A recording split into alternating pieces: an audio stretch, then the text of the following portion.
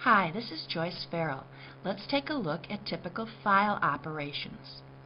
When you write a computer program that uses data files, typical operations include opening the files, reading data from the input file, which means making a copy of the data and putting it into memory, writing the information in memory to an output file so it can be stored for later use, and closing the files. For example, let's assume you have an employee data file with name, address, and pay rate, and you want to give each employee a $2 raise. You would open the files, then read the first record into memory.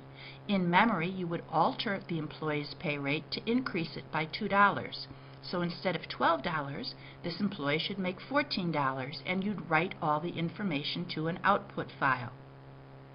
Then you could read the next input record. This one happens to make $15.75, so you output the same information with $17.75.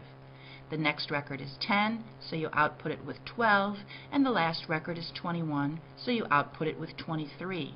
When you're done, you have two files in your possession.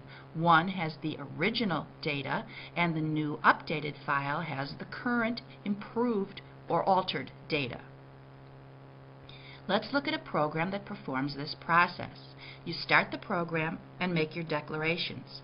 You declare a spot in memory where the name of the input file can be stored. We're calling our spot employee data. You also declare a location for the output file. We're calling ours updated data. You then have some variables and a constant to use in the program. We have a spot for the name, address, and pay rate of each employee, and a constant to hold the $2 raise. You can then call the housekeeping module, and in that module you can open the employee data.dat file. Opening the file locates it on the disk and associates the file name with our program's internal name, which is employee data.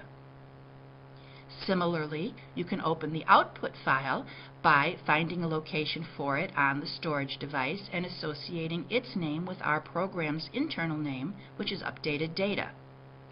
Then when you input the name, address, and pay rate from the input file, you make copies of the information and store it in memory at the respective locations.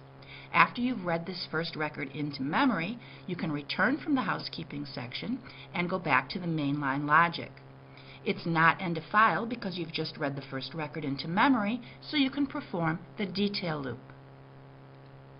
In the detail loop, you can take the pay rate in memory and add the raise, so the $12 pay rate becomes $14. Then you're ready to output the same name, the same address, and the new updated pay rate to the output file.